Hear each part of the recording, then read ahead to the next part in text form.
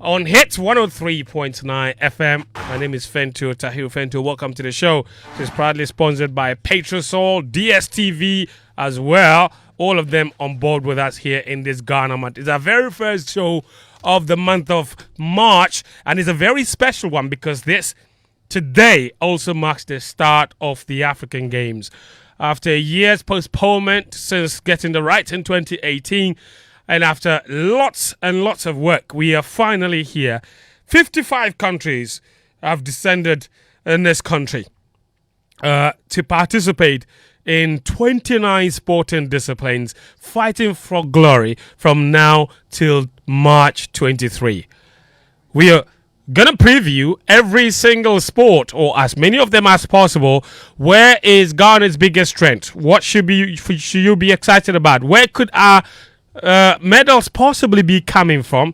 Our reporters have been following as many sporting disciplines as possible, and each of them have their expertise area, their expert areas, if you like, to bring us up to speed on where our potential medals will be coming from.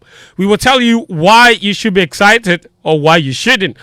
Our job here is to provide you with the details of every single sport, how we've performed in previous African Games, and which athletes or players we are presenting for this particular one. There's football kicking off today at 5 p.m. at the Accra Sports Stadium. Ghana versus Congo. It's the first game of the Black Satellites in these African Games. And listen to this, the Black Satellites, or Ghana, is the most successful country in the African Games when it comes to football. They have 3 medals to their name. The last one coming back in 2011 when they won gold with Kwesi Appiah at the helm. Can they, Desmond Offa's side, replicate that particular performance? We'll be here for it. The women are also in action. They won gold in the 2015 edition. They are in action again. Their first game will be against Ethiopia. That's also later tonight, 8 p.m. at the Cape Coast Sports Stadium. We'll tell you why you should be excited about Yusuf Bazigi's team. There is athletics track and field that is kicking off on March 18, so we have a bit of time to talk about that. But certainly, we'll tell you why you should be excited. Boxing is also starting on March 17. We'll tell you which boxers we're presenting for the games and whether there's cause for excitement. As you already know, the table tennis hasn't gone exactly according to plan, with all of our athletes getting kicked out. We had reporters there from the competition that started on Monday and still running. I will give you up to speed on how our athletes performed. The one thing I can tell you for sure, we have not won the medal there so far. There is swimming. Abeku Jackson and company have never won a medal at the African Games in the swimming event. This time around, they're coming in stronger than ever. Can they mount a challenge? They're targeting at least 1 medal in the swimming. Where will it come from? Then there is lawn tennis. We won, of course, another. In the 2015 edition, we won a gold medal in the men's double. Of course, can we replicate that performance? It remains to be seen. We have won medals in so many different disciplines as far as the African Games are concerned. But the sport that has undoubtedly proven to be the most successful of them all is the track and field event, with 89 of our 185 medals all coming from the men running on the track, and the men and women running on the track, and the men and women throwing and jumping on the field as well. So there is that. Boxing has certainly given us the second most medals at this particular competition. Can they do it again this time around? It's another conversation that we will have. Volleyball has given us 1 medal in the past. Weightlifting has given us 9 in the past. Judo has given us 2 medals. Table tennis has given us 1. Tennis itself has given us 1. I just mentioned it, a gold medal back in 2015. Parasport has contributed 10 of our medals. Unfortunately, the para sport in the African Games has been removed. It's a whole new competition on its own, and we held that a few months ago here in Accra as well. Now, handball has given us 1 medal in the past. Football, if you combine both the men and women, they've given us 6. The men have 3, the women have 3. Badminton has given us one medal in the past. Hockey as well has given us one medal in the past. But the undoubted leaders are athletics with 89 and boxing with 24. That's all to come here. Of course, in the history of the African Games, we have won 185 medals this time around, and that is in 12 previous editions. We have given ourselves a target of a top place finish in the medal table. To finish in the top 5 in the African Games, one needs to win at least 100 medals. The last game we won 13. From then till now, what kind of work have we put in to make up for the 87 medal difference between the last games and this particular one? Now, bear in mind that in the last African Games alone, Egypt amassed 259 medals. That's more medals in one games for Egypt than Ghana has managed in its entire history in 12 previous editions. And yet, we have a dream of winning at least 100 medals in this competition. We just love magic, don't we, in this particular country? Anyway, welcome to the show. It's live and interactive on social media as well. Let us know what sport you are most excited about. We'll tell you about the opening ceremony and what have you. Also, we'll tell you a bit more about how you can get in touch with us using even our hashtag sports game plan. I beg your pardon. The hashtag is game plan on Twitter. Let us know which sport you are very much interested about or interested in, and when you'll be going to see them. We'll tell you how you can go and see all of them. Okay. Thank you very much for coming. This is how we begin the African Games in the African month. The rest of the world, Ghana, welcome.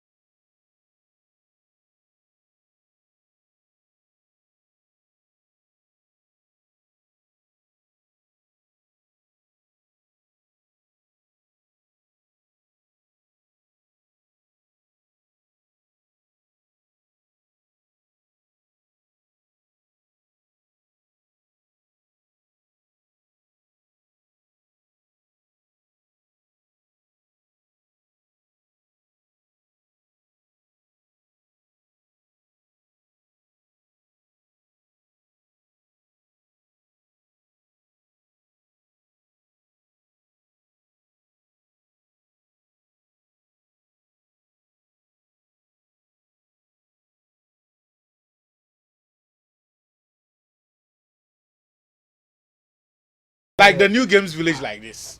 4 halls. Imagine that contract. 4 halls. Do you want them to collapse me? Yeah, he was Like the insult you guys go insult me for here. They went and gave the contract to Muftawu. What is his history when it comes to electrical stuff? Charlie, but don't worry. Marine Drive, Yeah, Marine Drive go happen. So don't worry. Okay. You go do action. Don't give me any contract more than $100,000. I know if you pay. All right, okay, guys, welcome to the show. Listen, Lawrence is here. He will talk us through the women's football. Our hockey correspondent is here as well. Benai will talk us through hockey and what's happening with Theodore Saoko. And then Karim is here to talk us through nothing. No, Kari and I are in Legon. I know. Kari and I are in Legon. So which sport which sport have you divided among yourself? He will take rugby and This Karim yes, with a small body. Guys, Nat, of course, everybody knows what to expect. But Nat is also very much interested in beach volleyball. Nat, are you not? Oh man. It is a reaction for me. Disclaimer. I am not. Why is there a need for a disclaimer? Why is there a need for a disclaimer? Big volleyball. The way that the kid they look me. No, they all run away from me too. Oh no. Oh, by the way, can we, guys, listen? Can we ask the sports minister where the beach volleyball event will be taking place?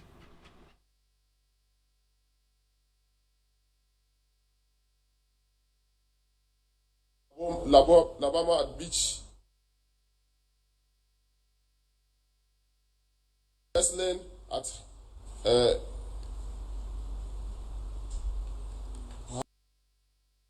All right, I beg your pardon. Sorry for that. So first of all, where will the beach volleyball be taking place, Mr. Minister? wrestling at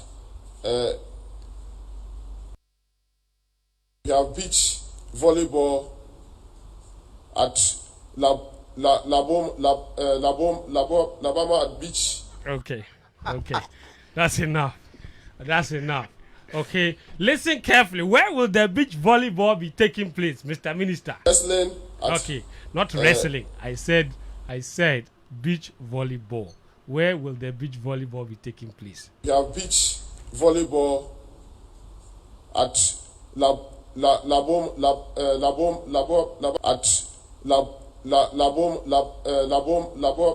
at beach. Labama at beach. All right, second place at second place at Obama Beach. Laboma Beach. Wait, where? Laboma. Oh, that's not what the minister said. La Baba. Oh, it's Laboma. Thank you. La Kaka. Do you recall one press conference you wanted to mention Milovan Rajvac? He said the coach you say Milo. Nat, the multipurpose hall at the Accra Sports Stadium. What is it called? It's called DG Hathramani Hall. All right, Mr. Minister, where will the wrestling be taking place? Wrestling at Haramani Hall at the Haramani Hall. I remember the picture.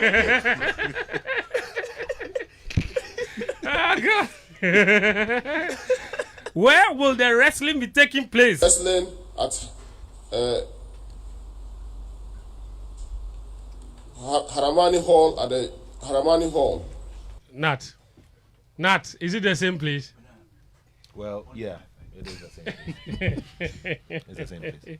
Okay, It's guys, the pause before he attempts to mention the Hathramani. what about hockey?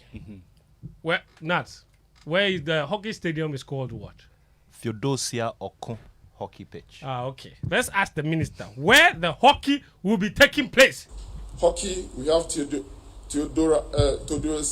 Theodosia Oka Hockey Stadium. Honorable Mustafa Yusuf, I'm sorry. But when CK did it, we did the same thing to him. Yeah, Did Tika he Kuro. not? Yes. Tika Kuro, yeah. Christian Paris. Yeah. CK is listening. Anyway, welcome to the show. Once again, the opening ceremony is today. The black satellites are in action a little later. They are the first team in action, actually, at the Christ posted, and that's at 5 p.m. That will end around 7, and then after that, they will immediately transport, I understand, the supporters back to the Legon Sports Stadium for the opening ceremony, which is expected to start around 7 p.m.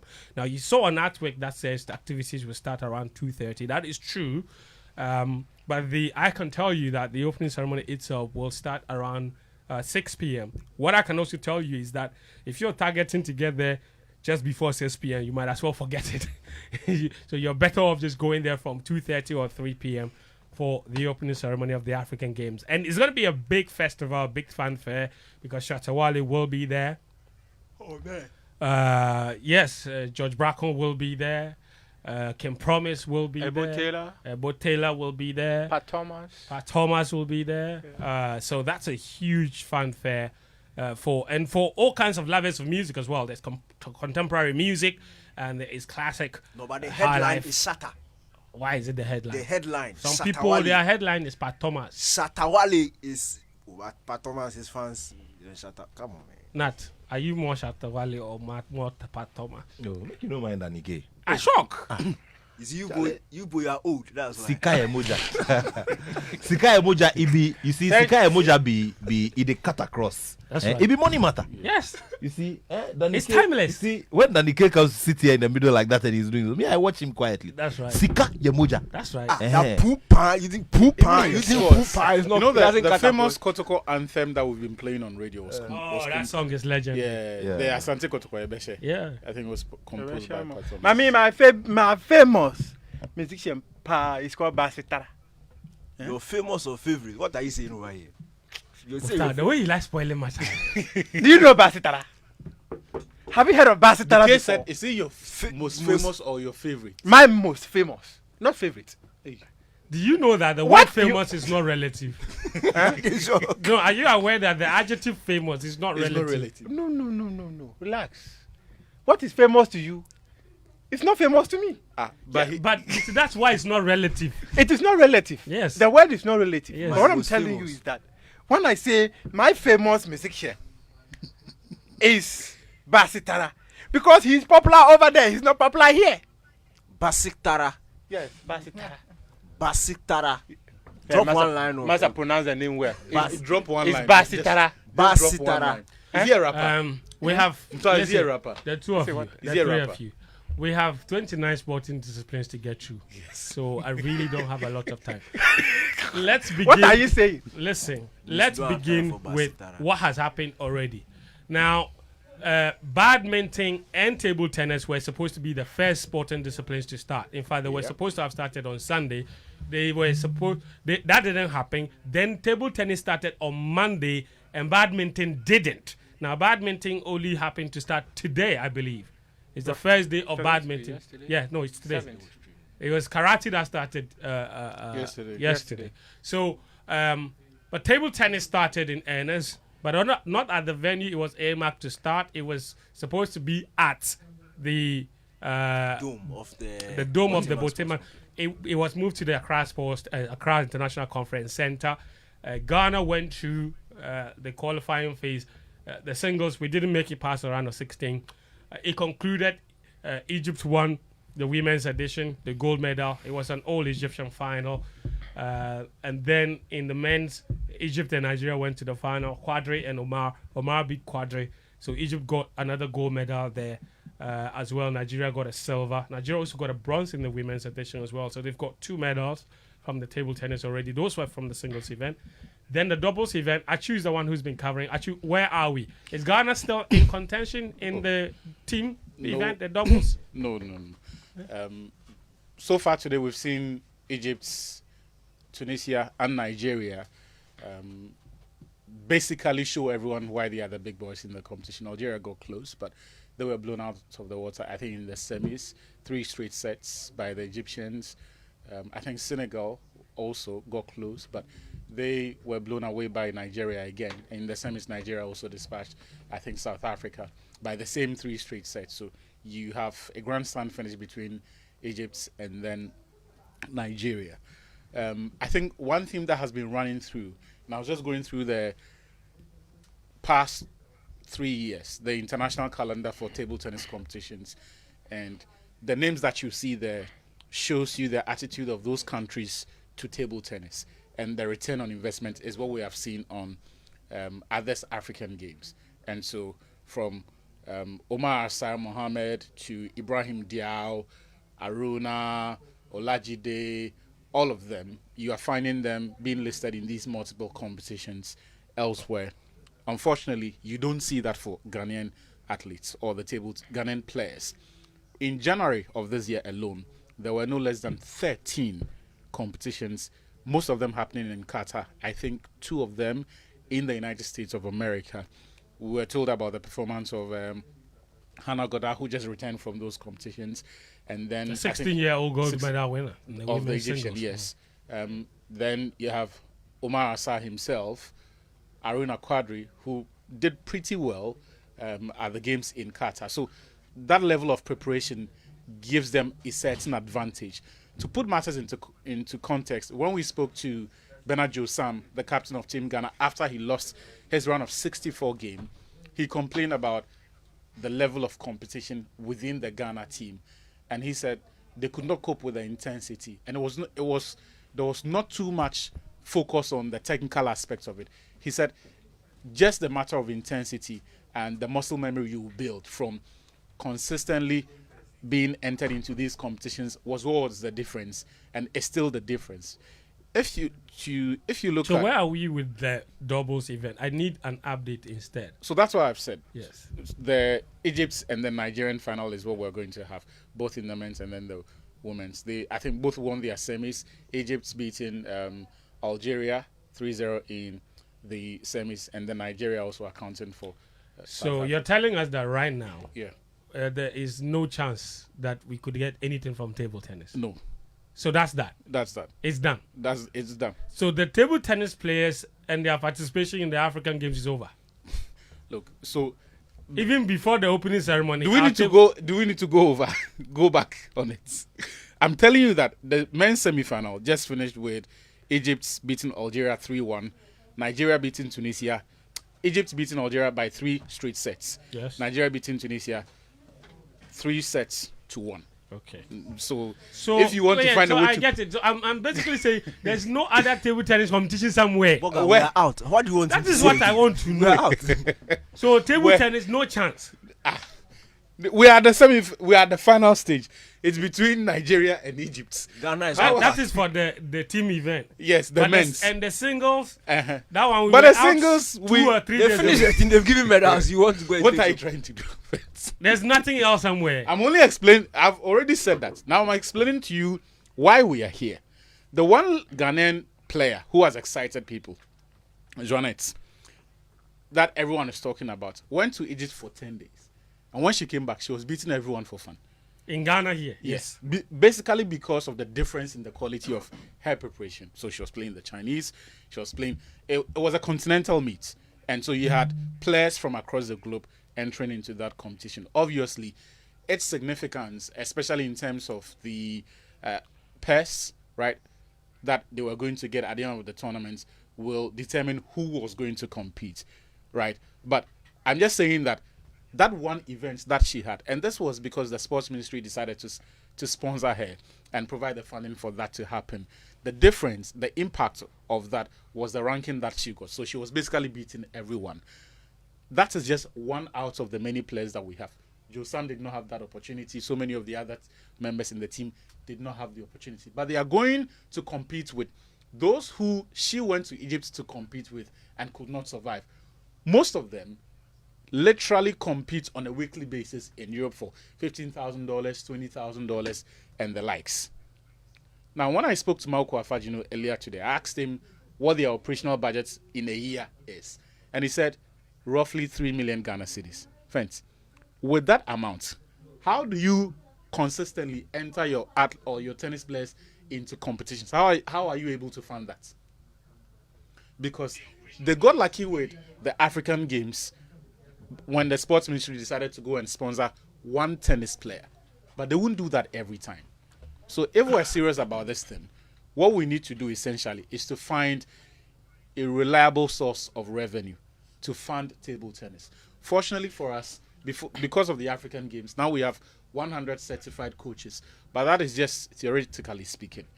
Because just by virtue of being certified, does not necessarily mean they are quality coaches. Okay. Now they need to put those ideas to test, but in the meantime, you need some experienced hands to come in and then groom or train the players that you have. And I like very well what we're doing with tennis. I think when Mubarak gets here, or whoever speaks about swimming, will tell us about why we're hiring all of these expatriate coaches to come in. It speaks to a certain admission that while we may have some certified coaches down here, they may not at the moment be at the level where they can be able to, or they can coach our players and move them to the levels where beyond beating their own marks, they are recording continentally competitive marks in the context of the Olympic Games and the major competitions. So, ladies and gentlemen, Chu says table tennis no ayeka, so that's -1. That's it. It's done. Even before the opening ceremony, we are already out of one competition, table tennis. So that's that. It's done. We have won nothing in the table tennis. So we have the confirmed men's team. Egypt have finished first, which means they've beaten Nigeria, who have now taken bronze. Silver will go to Algeria. Nigeria will have now taken silver. Bronze will go to Algeria and then Tunisia. So Egypt have another medal. Yes. Another gold. Another gold medal. Yes. So this is the men's team. Yes, that's 3 gold medals for them already. In all of the table tennis competitions that they have played. 3 gold medals. Yes. They have one silver, 1 bronze. They have gold in the women's division, Hannah Goddard, the 16-year-old. They have gold in the women's team. They have gold in the men's team now. And they have gold in the men's singles. In the men's singles now. So it's clean sweep. So that's 4. That's why I've said in every competition that they've participated in, or in every aspect of the table tennis that they've participated in, it's just gold for them. Remember, ladies and gentlemen, that Egypt won 259 medals at the last Africa Games alone. Yeah. Ghana's entire medal collection in 12 editions of the African Games 185 is 185. So it's just them. So listen, let me stay with you guys over there. Daniel, badminton was supposed to have started alongside table tennis. That didn't happen. It's finally started. Where are we with that? So yesterday was just training for all the teams. Today they are supposed to start the main competition, but obviously because of the opening ceremony, so we'll see the business end of the competition happen over the weekend. So that's Saturday, Sunday. So by Monday when we come, we should start seeing some medals be given out. So they'll start with the singles for both the men and then the women, very similar to the format for the table tennis. Then they go to the teams, that is the doubles, and then there's also a mixed competition for that's to 1 man, 1 woman, and then like that. Do we have a good team there? Charlie, some way. No, is it? Okay, fair enough. Yeah, fair enough. Don't go to fair enough. We don't want to break hearts. No. Fair enough. Yeah. So badminton, there's hope. That's all I will say. Daniel, let's talk about tennis and swimming. You've been covering the events that will be happening at Boteman. Let's go through them one by one. Tennis is where a lot of people are very excited about, simply because, one, they have the pedigree. They won a gold medal in the 2015 edition. I think, where was that? I was in Brazzaville, huh? Yeah, Brazzaville, Congo. Okay. And since then, this team in particular, this year, not this year, towards the business end of last year, for the first time in, almost 10 years or so, they gained promotion back into the Davis Cup Eurozone 3.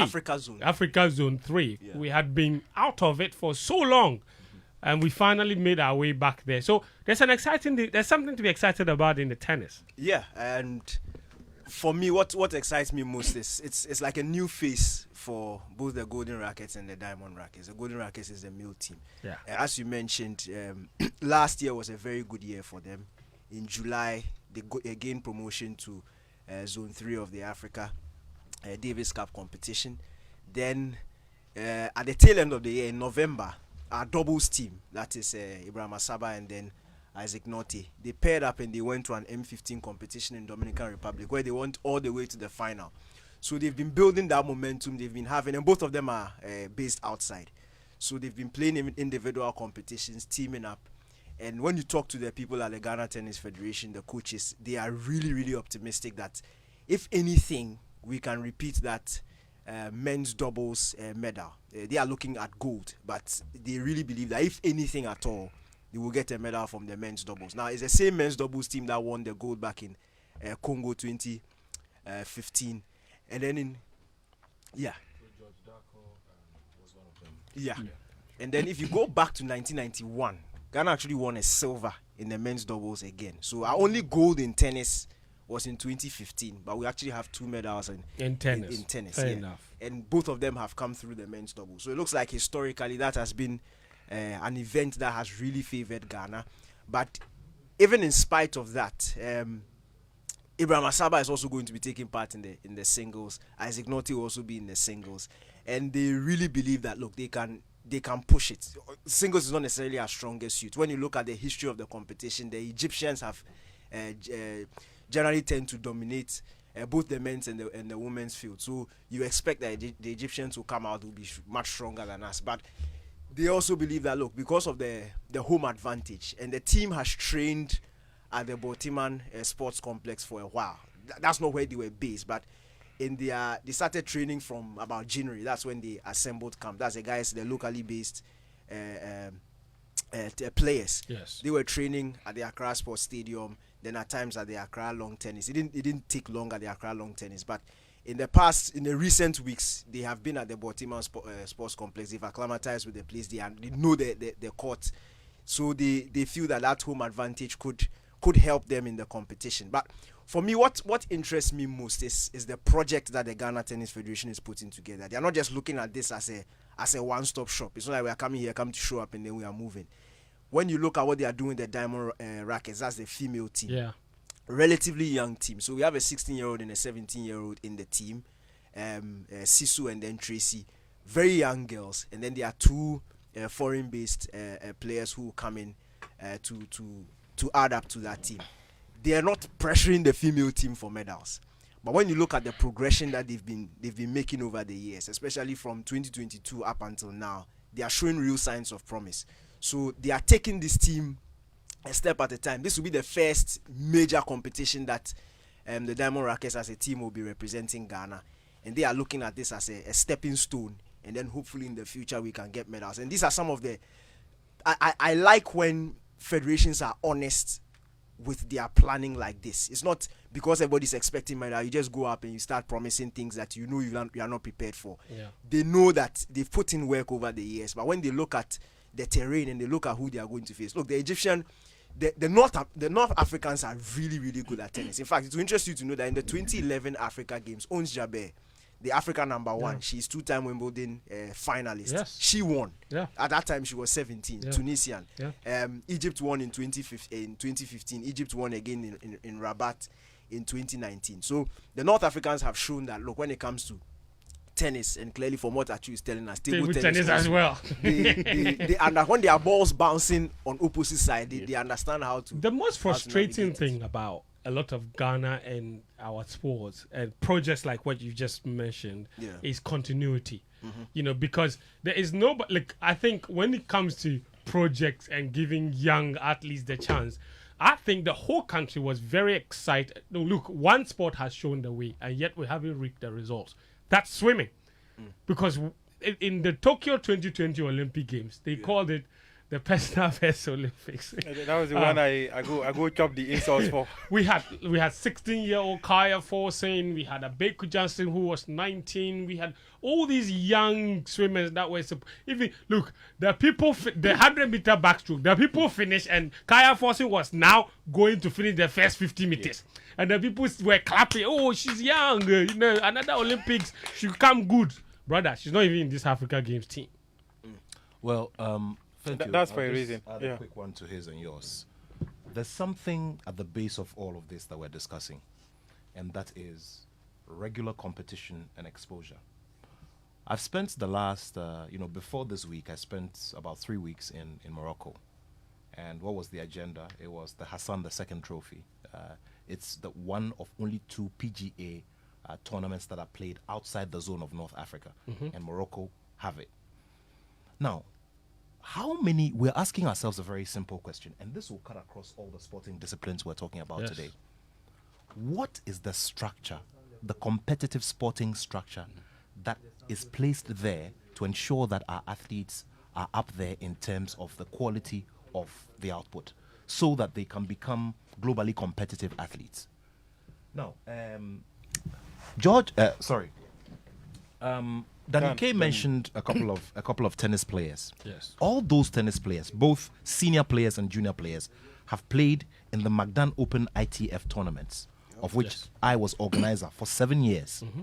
Now, we grew that brand to a point when it became, an ITF certified it to become a $15,000 prize tournament. Yeah. And that meant that once it got to that magnitude, no Ghanaian player was up to it. And that brings us back to the same, space. So the local talent was pushed out because of the big prize money. No, during that 7-year period, during that 7-year period, we had the Magdan Open tournament, which was it came very, very strongly because of the resources that were being invested in it.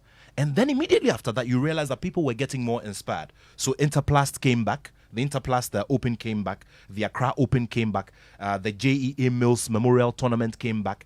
And then there was the GTP, the Ghana Tennis Professionals Tournament. Yeah. It also came back. And then Mr. Roger Crawford, who's a former player, and he also came back, organized a few tournaments. We got the Magdan Juniors, and all these players were playing. Now, the 2 players who won, which included George Daku, who was our #1 seed at the time, was a previous winner on the Magdan Open tournament and a few other tournaments that were played on the local scene. So you're asking yourself a very simple question. If, for instance, an average tennis player here in the first quarter is able to play about 15 tournaments, 15 in the first quarter, it will do something to his competitive psyche and all of that. But unfortunately, we don't have that structure here. And that is one thing we'd have to commend, the Federation for. The Tennis Federation have done really good work. Yes, they are moving these players around, but we also need to ensure that there is a sustained competitive structure which has been thought through properly, has a lot of resources to back it, so that the average tennis players here have a certain level of experience. Yeah. Because we can't sit here and continue to expect that manna will fall from heaven and the guys will be churned out into some champions within the space of 10 minutes or 3 days or 5 days. Happen. We carry them into camp and think that God will perform a miracle. It doesn't work like that. It is a pragmatic process, and we need to invest the resources, create the platforms, and then based on that, it will happen. When you go to all of these other countries we're talking about, you see, year in, year out, they are learning. Year in, year out, they're learning. Go to Nigeria, for instance. Nigeria are running the federal system of government. So when you go to every state in Nigeria, every state has its own sporting infrastructure. Now, so you ask yourself, if you compare it to Ghana, for instance, we have 16 regions. Do we have the same level of sporting infrastructure? No. When you go to the Volta region, for instance, if there's a young boy in any part of the Volta region who has a boxing talent and is looking for a place to go and start learning and honing the skill, it will be difficult. When you talk about table tennis, it's the same. Yeah. If you talk about table tennis, go to other regions in Ghana, and the level of access and all of that is the same. Look, so the next leg of what he has explained is that we have a situation where a lot of the state agencies inadvertently kill talent's growth. Let me explain this to you. Tennis, table tennis. A lot of the players transition into the services. So police, army, navy. And then as they grow, the ambition changes. The focus now is on climbing higher up the ranks, right? So if in the past he was getting 3 or 4 days in a week to train, the focus has shifted. The ambition, the career trajectory has now shifted. He no longer has those 2 or 3 days to train and play table tennis. So when you even talk about entering into domestic competitions, you the worry am. But elsewhere, there is a whole infrastructure in place. Now, one of the things that we were told and questions that we were asked, because at a point it got a bit embarrassing, Dina Mashrev could point to her roots at the Al Ahly club. So when Nat is talking about that infrastructure in place in Egypt, there are recognized tennis clubs. There is a whole infrastructure in place that requires institutions to now put up clubs like that. Not just put them up, but clubs that are well run and well resourced. I've to the extent that Al Ahly campus, they have Al Ahly Football Club has every sporting discipline you can imagine as a team. Exactly. Their basketball Zamalek, team is highly successful. Table tennis team, same. Their tennis teams. So they have. So it's not just a football club; it's a sports club. And you see, they are able to retain the Dina Meshrevs, Goda Hanas, and the likes, not just when they are teens. Right from when they actually start, they become global names, right? And are players of repute, where they can go and compete for these $20,000, $30,000 tournaments. That is when they actually play for the Alis and whatnot and those clubs. So that infrastructure of having, say, clubs that can actually retain these players does not exist in Ghana. I would rather we don't spend today lamenting what we don't have. I want us to spend. It's on the structure. It's on the structure thing. I want us to spend today telling people why they should go to Boteman, why they should go to Lagos, and when they go there, who they should look out for. What our teams look like. That is the focus of today's but we're not lamenting. Because we addressed. No, it's true. We're not here to cry. We're only explaining what I ought to be. I don't want us No, to but do that. on that tangent, Yes, Daniel. I'm done with tennis. So I'm Let's telling go you to that if you want to see a medal, you come to the Boteman Sports Complex. That's all I want. Today I don't want us to go on what we should have done. The men's done. doubles team have a very high chance of winning a medal. There you go. But the swimming, when is the tennis starting? It's starting on the 15th. Okay. So for me the problem, I have a small problem with the swimming team. Our swimming team is Abeku Jackson. Basically. In terms of medals. In terms of medals. In fact, even before you go on, to be fair to them, the only once ever previously have we had swimmers or a swimmer at the African Games. And it was the last one. Yeah. Abeku Jackson was in 2019 Rabat. That's the first and only time we've ever fielded swimmers at the African Games. This time around, we have a team of 10? 10, yeah. I believe.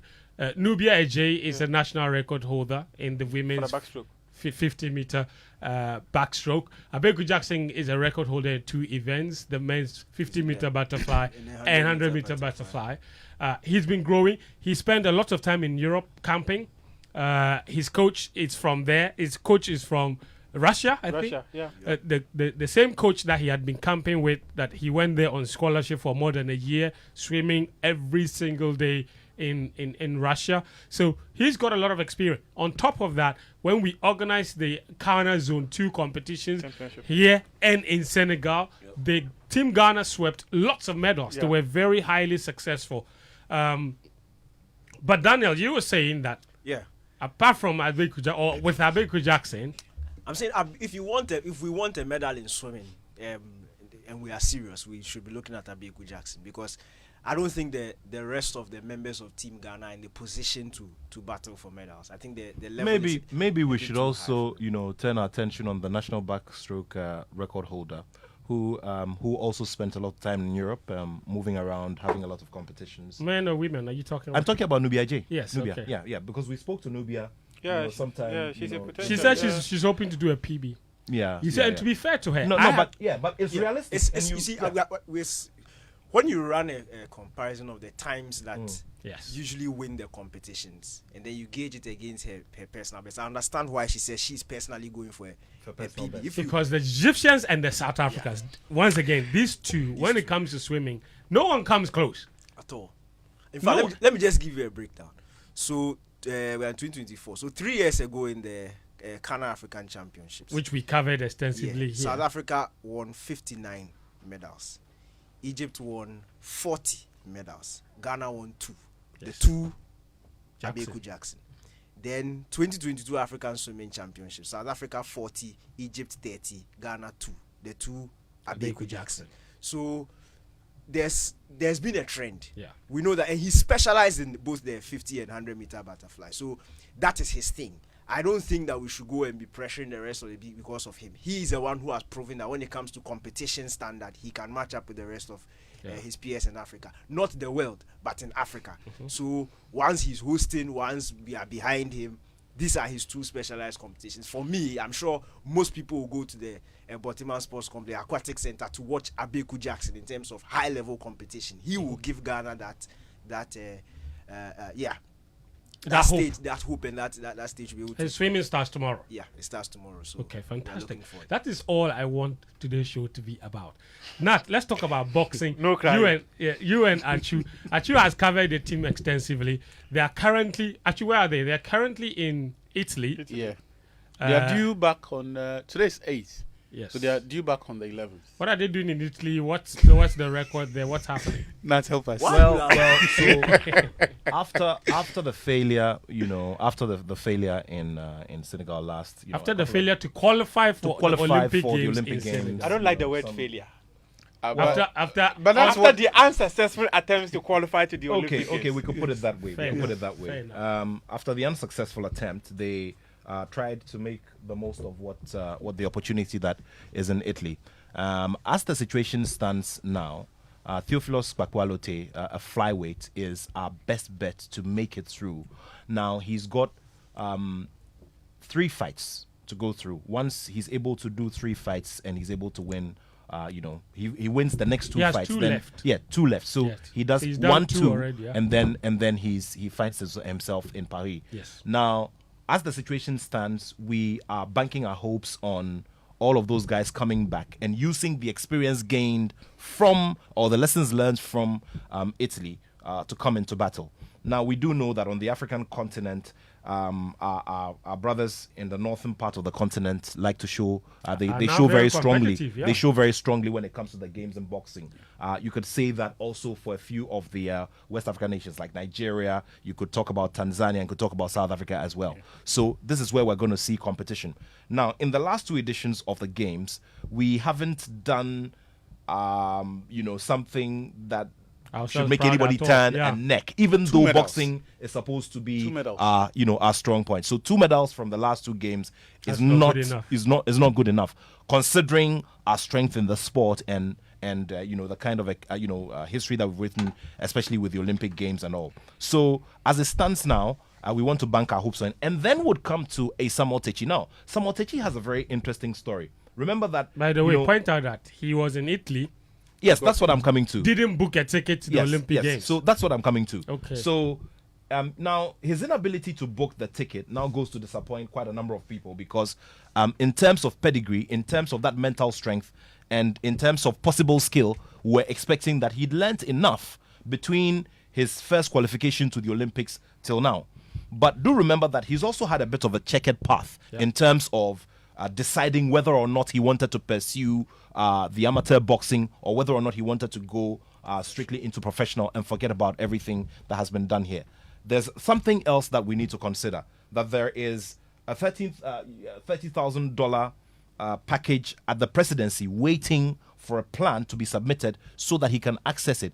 That is called a development plan, and that was part of his reward package for winning Ghana's only medal at the Tokyo Olympic Games. That hasn't been touched yet. He's I don't know accessed what the some plan of it, is. I believe. Yeah. Well, Yeah, he's accessed some of it. He hold accessed- on, hold on. Okay. For development of his career. Yes, he's Well, accessed some of it. Okay, but you ask yourself, what kind of development are we also looking at? Because at a certain point, you saw him sign on with Ike Bazooka Korte, his camp, to get him promoted, in the professional ranks. So once again, you're asking yourself, is the gentleman going to focus on his professional career as a light welterweight? Is he going to go strictly into the game so that he specializes in that? These are questions we asked earlier. So One all of the this will answers- play yeah. into One of the answers he gave when we spoke to him was that he essentially had to put his career on hold right? His professional career. His professional career on hold, because if he had fought one more bout, he would have not been eligible to participate in the games, because I think the rules are that if you have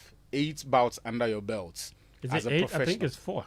no, 6 actually. Okay. If you have It's 6 not that bouts, many. It's not 6 8. professional. yes, under your belt as a professional, you can no longer come back to the amateur rank. So he said he had a conversation with the sports ministry, and then they decided collectively, I have to say, that in the interest of the country, he would put that on hold.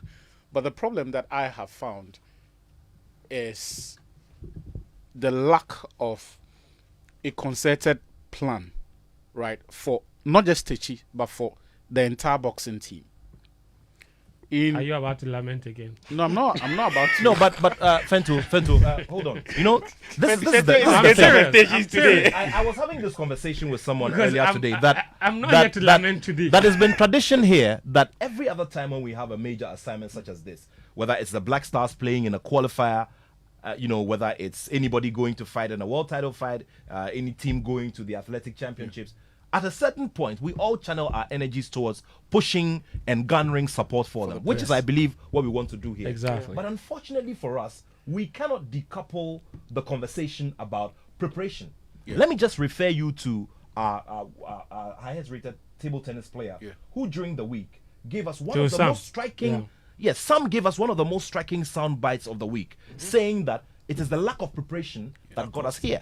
And we have to talk about it. If I sit here and I'm contributing to this conversation, I bring to the conversation The nuance that is required. the knowledge on what has happened over the last 6 to 8 months in terms of what we brought to the fore regarding the team's predicament, which is they are having to struggle with residential, non-residential camping, which has all sorts of problems attached to it, because it becomes difficult for the coaches to monitor basic things like heart rates of the boxers, which is very, very critical in preparing these boxers. So that's their what I was nutrition, coming to. their, essentially, so it becomes very difficult.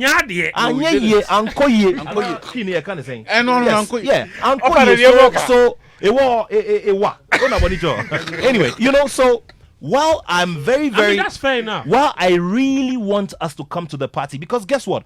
After spending in excess of $190 million to put up these satellite facilities, there also has to be something to show for it. I agree. Just like Cote d'Ivoire have taught us. There also has to be something to show for it, because you see, we're asking the home fans to go and watch.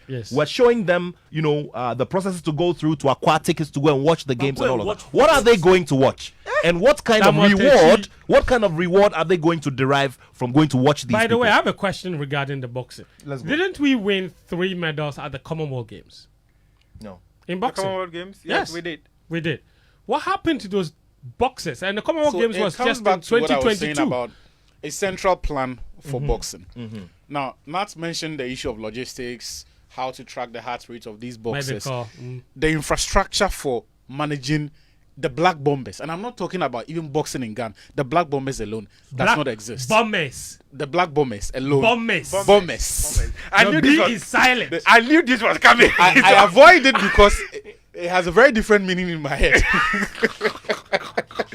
But the reality is that the infrastructure is not, it doesn't exist. To cut to the chase, you're saying basically that the boxers were camping in Legon didn't have go there. We didn't have anything. Go there. So there. We did 12 weeks of camping. Yes. The camping, we'll call you here and then we'll say we are going here to go and camp. But unlike the way we talk about Black Stars are camping in Kumasi, everything they need there to go and train is there. Including a pitch. Including a pitch. Yes. The boxers It is were not the camping same. without boxing equipment. No. They So didn't. they were doing only shadow boxing they for didn't, how long? They didn't. and you see, the other thing also is that unlike what we've tried to do with tennis, so we are outsourcing the talent coach or the coaching, right, by bringing in Russian instructor. This is the same coach of Riasari from what? 2015. Yeah. From 2019.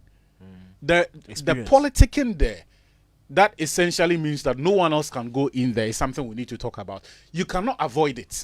Okay. The reality is that Who else is in that but you team? see, Can we it's just like we'll make progress right now. The thing is that It's just like the Ghana Premier League, where a certain standard has been set for who can coach a Premier League team. Now, in terms of experience and seniority and technical knowledge, Coach Asari is the only 3-star IBA coach in Ghana. Yeah, Which is not a problem, except that we're not building anyone else's capacity. So then the next conversation should be about building the capacity. Of the rest of them. The Washingtons, the coach, Latikwe Lattes and all of that, so that they can also get themselves up there. But you see that who else is in team? Let me just the finish boxes. this. It has created a problem where, because of familiarity, it's breeding contempt.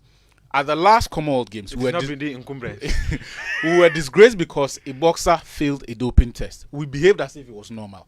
When we went to Italy 3 days ago, the guy who got to make a weight, he was disqualified because he overate. No, worldwide. Daniel. Like, how Are you serious? Oh, he was overweight. Hold on. By But there's always a window. 0.70. No. 0.70. Worldwide, yes. That is 70 grams. Okay. That could just constitute one bowl of bang. Now, I need some clarity here, because when it comes to weighing, when you take the first weight and you don't meet the standard, you are given a window to reduce your weight, to make a second weight. The second one too, he couldn't make any difference. Because he went back to eat the banku. So look, in terms of professionally managing these boxes, we are not managing them professionally. And friends, we are friends with some of these boxes. You see some of the things they post on their WhatsApp status. Some of the substance that they take in. Professionals should not be doing this. They don't even know. So that's back to it. Team Ghana, how many boxers are we presenting to the Africa Games? Who else is in the team? So when we spoke to Anatu Mohammed is in there. Yes, he said the ministry will inform them the limits they have, because each team has its limits in terms of the numbers. But he's planning on 20. Okay. We have 7 in Italy. Of those, 6 are eligible to come down. The Leicester-based guy is not coming for the African game. So if anything at all, let's work with possibly having 14 that will be joined by the 6 in Italy to form Team Ghana. I think Theophilus is a good chance. We have a good chance of a medal. But I just want to ask Nat a quick question. Freezy. Okay. Yeah. So why didn't he didn't even go to Italy? Yes. No. So Freezy took a decision after his first professional bout in Ghana. We do remember, that one. He took a decision after that, and he announced it, that he wanted to excuse himself from taking national part. Team duties. I've been asked that question in a text message, right now as well. Right. So that really is the. So you situation people, with Freezy. kwata the boxing, we shouldn't expect a medal or what? Well, let's play around under five medals. Let's play around that. I mean, realistically, and being very true to Nat, ourselves. know 0 is under 5. Yeah, 0 is under 5, but let's hover around 2. Let's hover around 2 or 3. Okay. I think under realistically. 3.5. Fair enough. Yeah. Fair enough. Listen, let's talk football, because there is a realistic chance there. Actually, you've seen the Black Satellites, and we'll talk the women, but you've seen the Black Satellites squad as well. Enterprising players. I, for one, I'm very excited about the Dreams FC boy, Aziz Issa. Well, I don't want to say generational, but in the context of Ghanaian players in CAF interclub competitions, he's doing something special. He's got 4 goals, set up 2 others. The last time a Ghanaian player had such numbers, it was the great Emmanuel Clotet for Brecum Chelsea back in 2012. Before that, you'd have to go back as far back as 8 years prior, 2004, the CAF Champions League campaign, Prince Tego's goals for Accra Hatzaluk. So he's on to something special. It's not the flashy things he does, but also the maturity that he brings to the game at that level for Dreams FC is what is pretty exciting. And I think he's a reflection of the scouting regime that Dreams FC have got, in the sense that when you watch the football that they play and what he brings to the team, you can find traces of that in players that have come to the club in the years prior. So that certainly speaks to a certain consistency in the way they recruit. But in the context of the Black Satellites team, I like the fact that when he plays, he reflects the authority people expect of him. Because like it or not, when you are a known name in the league and you play for any of our youth teams, any of our youth national teams, the expectation is higher. Go back to the 90s. Every single Starlets or Black Satellites tournament where we have excelled, it's been the boys from the Milo games at the secondary school, but more importantly, who had credibility because they were excelling in the league. Stephen Odro from RTU back in 95, 97. Ishmelado, Benadon Bote, Michael Osei back at the Ibiswan Dwarfs, right? Yes. Emmanuel Osei for even from 2001, the John Paintil Brekum Arsenal group and all of that. So we have a tradition where generally the players who excel in the league are the guys that we turn to in some of these competitions, and the expectation is that in this competition he will be the guy that will rally the troops around. What kind of preparations have they had? Because they have to play against Congo. I'm talking about the kind of opposition that they have. Tonight is their first game. They play against Congo, and then on Tuesday they play again. That time against Gambia, and then they will finish the group stage against Benin as well. You keep asking questions where some of the answers will lead us into. What do we know about their coach, Desmond Affair?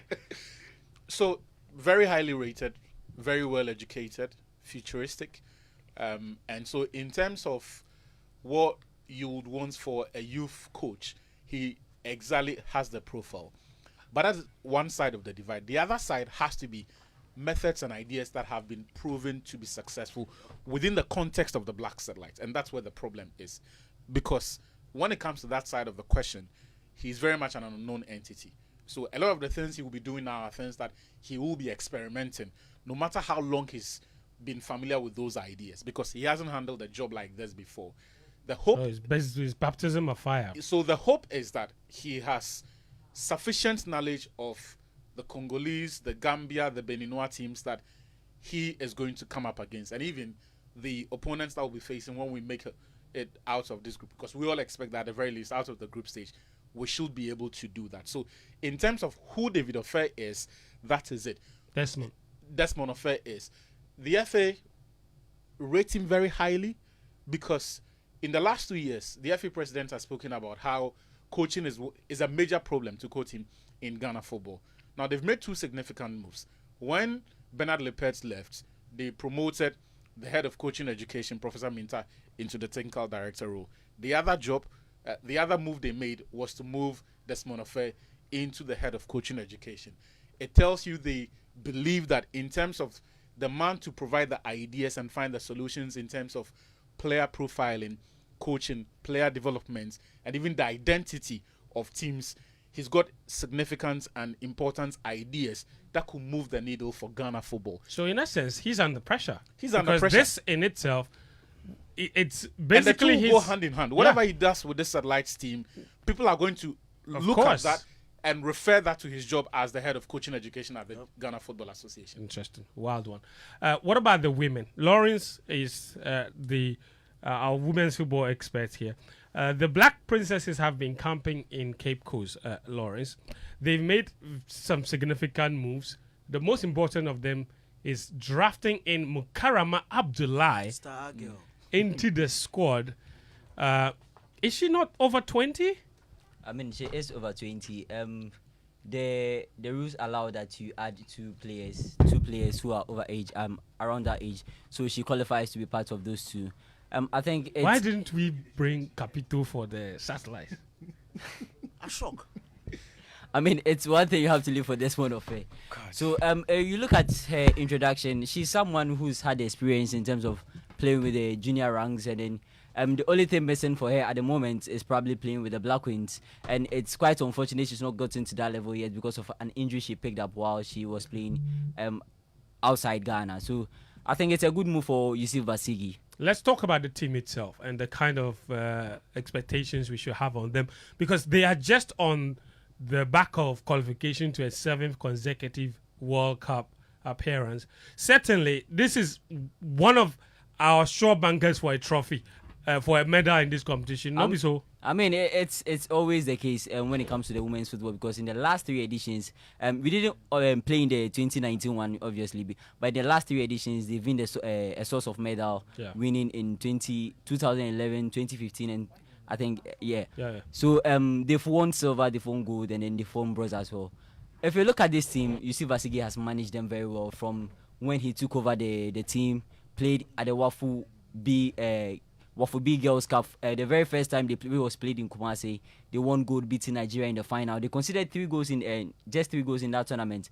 I mean, the team has some leadership qualities in there. You have Afi, the goalkeeper, who is also the captain. Probably it will be straight to Mukarama, looking at her seniority. Yeah. But then Afi has done very well in terms of controlling her teammates, giving them instructions, helping them, the young ones who are coming through. You have someone like Sase Sameya, who has been in the Hazake's team for quite some time. She was part of the team that played at the Women's Champions League. Okay. I mean, the new crop of players like the likes of Belin Yakon, we obviously know of Stella Nyameche, who's been with the Black Queens even at a tender age. I mean, it tells you the kind of preparations they've had. They've been in Cape Coast for the last 3 weeks. They played a friendly against Sea Lions. We saw the performance. Them. I mean, it's not surprising. I thought the group they find themselves in is also a good one. Mixed. They could have an easy progress to the knockout stages. And their first game is tonight at 8 p.m. against... their first game is tomorrow. Nigeria plays the first game. Tomorrow night. Tomorrow is Saturday. Yeah. So, at 8 p.m. Yeah. Against Ethiopia. I mean, it's an opposition they should easily find their way past when it comes to this competition. I'm expecting them to probably reach the final, and if anything, just bring the gold medal home. This is the first time they are participating in the competition. They have high hopes. They are looking to probably make the nation proud. And looking at the preparation they had, you know they were in France for as part of their preparations, a 1-week training program, which we saw them train at the Clairefontaine. So yeah, that's a lot of preparation. Yeah, they've had some good preparation, and then we are all looking forward to they winning Ghana's gold medal. I think just a quick one. Bashiri's team has not lost in 12 consecutive games. That's right. I mean, since he took over, since he returned as coach. Yes, yeah, they've never lost. By the way, here's a message to the Ministry of Youth and Sports as well. Please, they have not been paid their qualification bonuses for going all the way. But I thought you said we are not lamenting. No, it's not lamenting. It is a reminder. Reminder. It's a lamentation. No, it's not. It's not. I'm about to say that. Please, they promised to pay them the money before they start. Look, you did the interview. Yeah. Lawrence, the head of women's football, Madam. She was taken out of context. No, not that one. This one, she was clear. Please, I beg you. Yeah, but then when don't change the topic. He said, Madam, continue the name. Gift Oware Mensah. Madam Gift Oware Mensah, please, you listen to the show. You told us in an interview that the princesses would be paid before the start of this tournament. They played 6 matches to qualify for the FIFA Under-20 Women's World Cup in Colombia later this year. You told them you've not paid them a peswa for all those 6 matches. You promised them they would get their qualification bonus before the start of this tournament. The tournament starts tomorrow. You still haven't paid the money. Also. And for them, they're owed what, $2,000 per round, not $2,500 like the Queens. Theirs is $2,000 per round. So 6 matches, that is $1,000 per game. 6 matches, $6,000 per player. You still haven't paid them. They've been camping in Cape Coast, and so one of the players called me and said it's like they have been ostracized. They've cast them out into overseas. You are complaining. It's okay. No, I'm saying, so please, I beg you, pay the money, pay the satellites. Because the last conversation, princesses, I beg your pardon, forgive me. Today is International Women's Day. That is on partner poll. Yes, men are trash.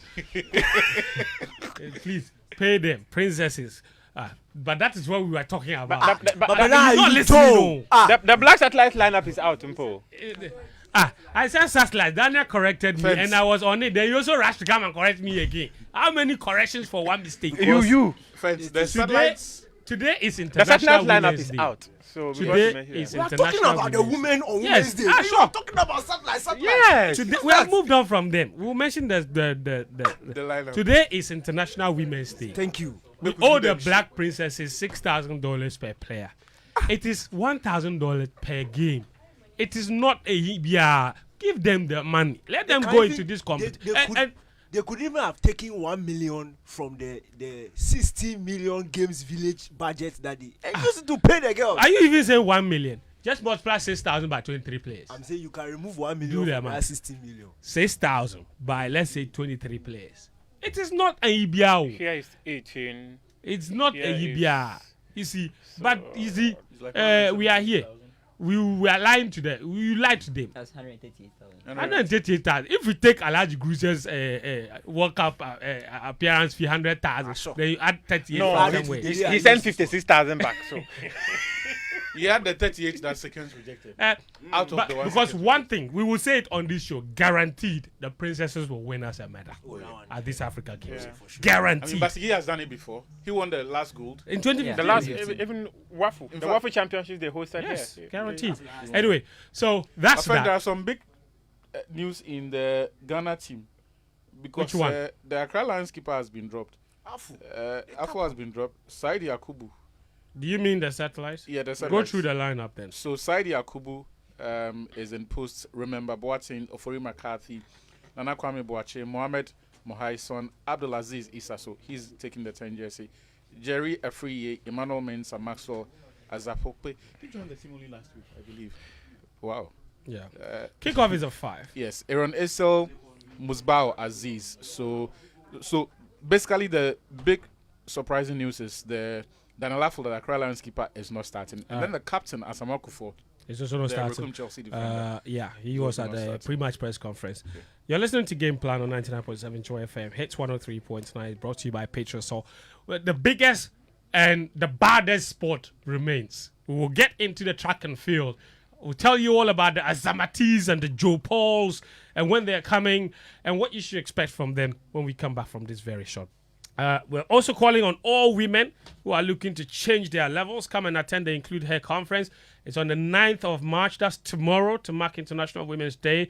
Speakers are Michelle Ato, Koki Salome, Sophia Benson, Helen Apia, Ampofo, Mary Anna Edujemfi, Edma Lawa, Professor Mauko are all there. The MC is Eunice Tony and the event host is Lady Sam. Come and be mentored by these successful women. Lunch and refreshments will be served. Just call 0279 562 165. 0279 562 165 to purchase your ticket. You don't want to miss. Sponsors are Fiesta Royale Hotel, EB Service, Pop Culture, Cape May Properties, the Signature Apartments, Dar Living, BNFT, Y1079 FM, Joy FM, as well as Joy Prime. All of them, of course, ensuring that you have a wonderful day tomorrow. Let me tell you about this. This particular Easter, we've conquered Ghana. Sorry, not Easter, this particular Ghana month. Remember that here at the Multimedia Group, we have conquered Ghana with you. We've escaped with you to the Western region. We've gone on the Savannah Safari together. And remember the Afajata Conquest, kayaking on the Volta Lake, and all the many other adventures and fun trips we've done together? Those were very educative, fun, and memorable discoveries of Ghana we made together. And now it's time to take it a notch higher. Make new discoveries, create new experiences, and relive nightlife back in the days with the Eastern Camp Adventure. This time, we will pitch camp somewhere serene on top of a brewery mountain, experience the adventure of tent accommodation, sit by the fireside, and relive those typical Ghanaian moments with Anansi stories, jungle party with barbecue, Jama night, movie, as well as a visit to the cinema waterfalls and Okugwa, among many other historic places. We'll also spend our time at the Safari Valley Eco Park with a good lunch. With only 1,500 Ghana cedis, your transportation, access to Tory side, full board, and everything else is covered. Save a spot now. Pay via Momo to 059 303 8842. 059 303 8842. 059 303 8842. The name on the Momo is Daniel Boyfew / Multimedia Group. Please reference Joy Camp when you make the payment. Short code to purchase ticket is *714 *003 hash. *714 *003 hash. For more information, please call 0302 216 540. 0302 216 540. The Eastern Camp Adventure, discoveries, fun, and memories. All right, the guys are still here. Welcome back to the show, of course, all of you. Atsu is here, Daniel is here, Muftawu is here. And Benaya is here. Benaya is the guy that has been looking at hockey. Now, hockey is one sport that Ghana seemed to do well in, or seemed to be very good just a couple of years ago, or a few years ago. We even hosted a whole Hockey Africa Cup of Nations here in Accra. Okay, a few years down the line, it's not looking very good.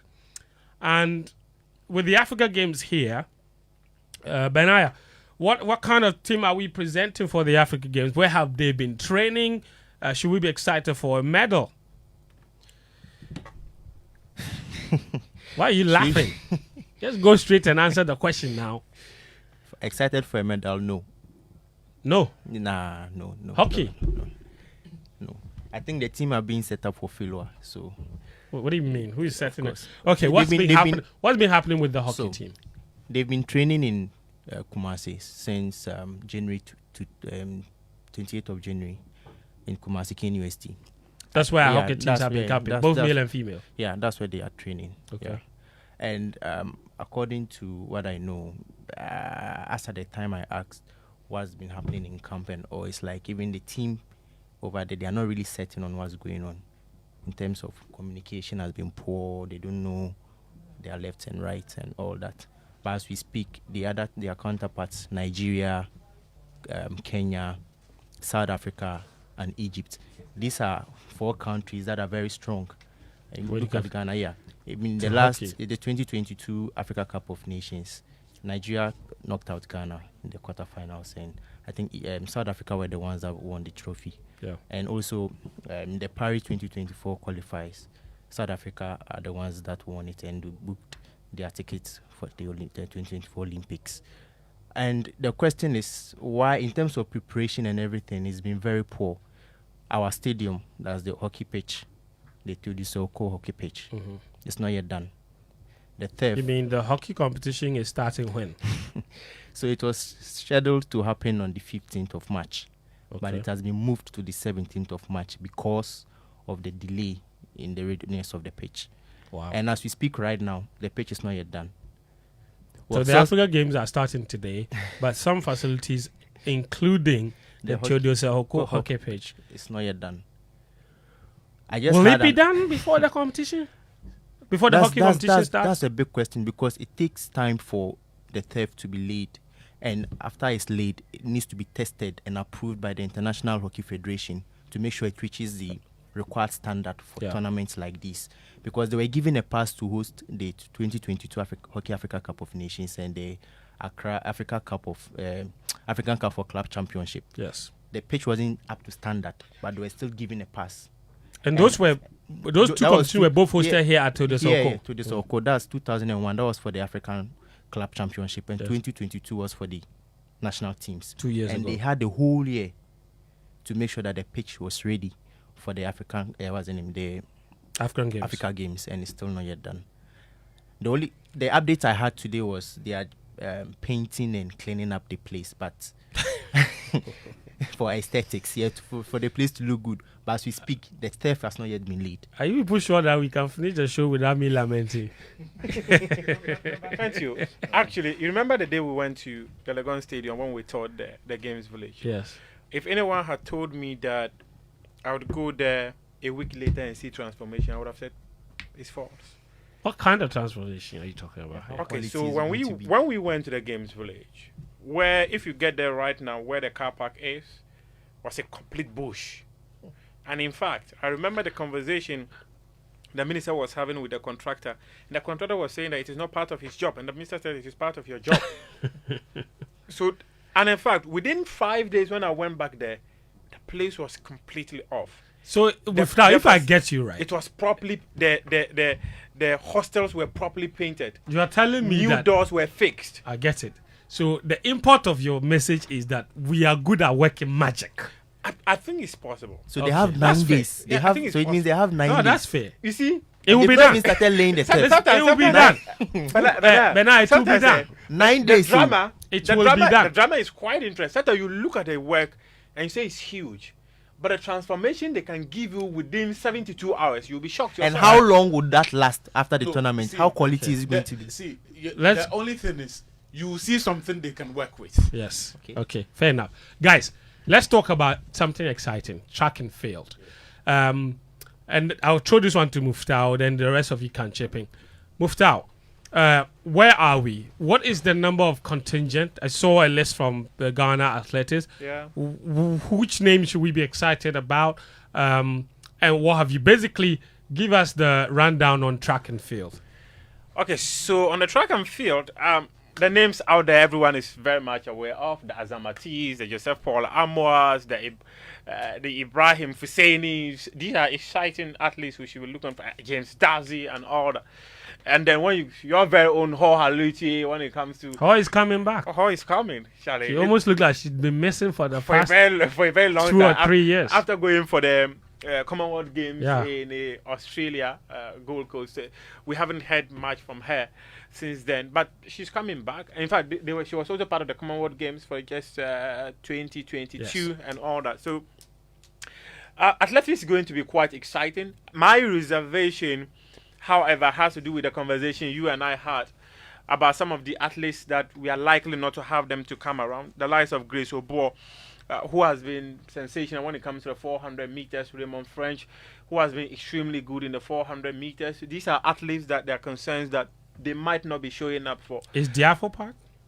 Pardon? Solomon Diafo. Yeah, Solomon Diafo is part. Yes, he's part. And like I mentioned, it's just a reservation that I have about the fact that Raymond French might not be coming. Grace Obour might not be coming. There's also British who might not be coming. So, no, not Beatrice. Arjuman. I've forgotten her second name. Okay. That's why I mentioned just the first. Forgotten the second name. I'm thinking that. Were they named though? They were named. Okay. Where they were named, and I remember having a conversation with you about some of the challenges they have with some of them have with their coaches. Some of them have issues with their coaches. Their coaches are reluctant to release them to come for the African Games. Ghana Athletics is still trying to see. Some of the foreign-based athletes are expected to start arriving. Some of them have offered to arrive on the 11th and 12th of this month, so that they can start preparations for the athletics events that are going to start on the 18th. And I'm thinking that with the history of Team Ghana, when it comes to the athletics competitions in Commonwealth Games, they've always been the team that will stand tall for us when it comes to these events.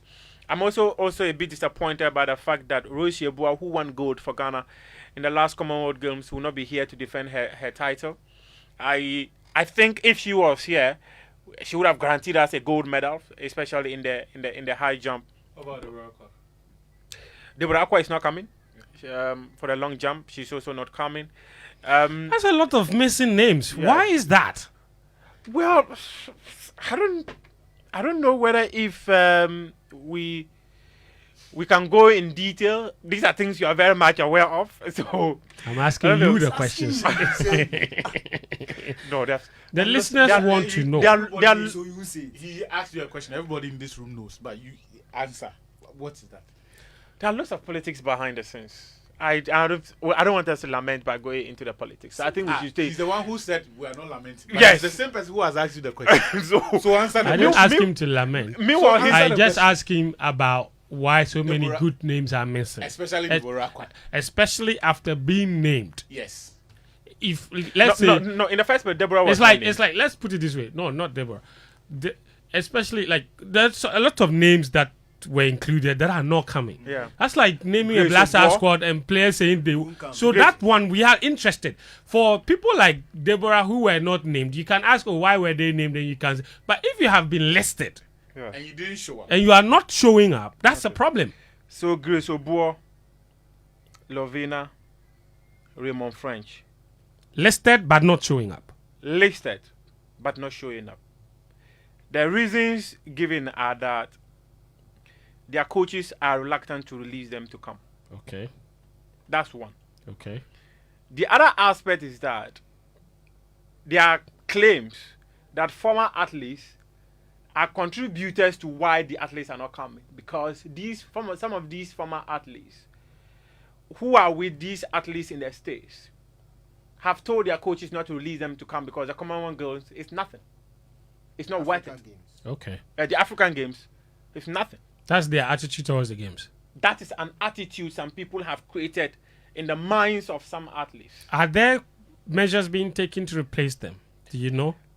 The last conversation. Because otherwise, it would affect even the relay teams, because some of them are key members of the relay teams. Yes, so someone like Raymond French. Or even Grace Obo, 4x4. Or Grace Obo for the 4x4. The last conversation I had with Ghana Athletics, they are still trying to see if they can convince the coaches. And one interesting thing was that I was made to understand that the president of Ghana Athletics spoke to one of the coaches, and he asked the president of Ghana Athletics whether he has permission from your friend. I don't want to put his name publicly. From some other coaches. From some people representing some athletes. From some athletes. Whether he has their permission to ask the coaches to release them. And the president of Ghana Athletics was like, I need the permission of, let me say, I need the permission of Fentuo. Somebody's represent, like an agent, to call the player to the national team. To call the player to the national team and all that. So those are some. So there's some politics. Yeah, there's some politics happening. Hampering our chances. Yes. We've noted it down. But those are some things that they're trying to see if they can resolve. Yesterday, I was privileged to a phone call with some officials and some of the athletes who were giving out days of when they want to arrive for the games and all that. So hopefully, they're supposed to start arriving tonight. Yes. Some are willing to start arriving on the 11th, 12th. Latest by 13th, we should have all of them around. Grace Obo sent it that she will not show up.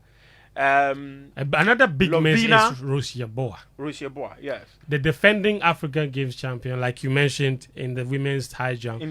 She's not coming, not because she's actually competing in the NCAs. She's just not coming because of politics. I'm going to put it plainly. You see, because of politics. You see the politics. I don't want to go into. The aspect that we can speak to, and what lends credibility or gives credibility to whatever these supposed coaches or representatives will tell. I actually have the phone calls recorded. I've listened to the conversation. Of people telling them not to go. Telling them not to go. Okay, fair. And there is that. But I'm saying that what makes these coaches and even the athletes themselves believe some of these things is what they see happen to some of the other athletes. Okay, that's a good miraculous issue with her injury and the whole attitude towards who's going to fund the cost of her treatments. The promises that were made to her and the no-show that followed. They pay attention to some of those things. The issues of the bonuses that they are sometimes owed. If you ask an athlete, for example, and they are based in the US, some of these athletes don't work. So when you tell them that they should pre-finance the cost of the airfare, hotel that they are going to sleep in ahead of the games, right, where they are coming to represent the country, and there are challenges in reimbursing them those funds. All of those things and the history we've had with these issues affect these things too. Okay. Benjamin Zamati is coming. Joseph Paul Amo is coming. James Dazi is coming. Okay. Edwin Gadayi is there. Yes. Solomon Diafo is coming. Barnabas is coming. Yes. Ibrahim Fusini from St. Augustine is coming. Abraham Shoneke is coming. He's also coming, yes. Abraham Shoneke is coming. Right. Esther Obinowa is also coming. Okay. Yes. For the women, Mary Boache. Count on them. So, guaranteed, I think our men's relay team is our biggest chance of a medal. Zamati is also competing in front of home crowd. He's a former UG student. Yeah. So be excited for that. Joseph Paul Amo in the 200 meters is a Commonwealth Games bronze medalist. He has to bring his expertise on board. Either way, the games start today. And hopefully, by the time we come back here next Friday, we would have some events and some medals to speak about. But until then, do enjoy the games. My name is Fentuo, Tahiru Fentuo. That's our show for today. Thanks a lot for listening. It will be available as a podcast on all podcast platforms, as well as on YouTube on the Joy News channel. We're back again next Friday. Until then, do take care of yourself.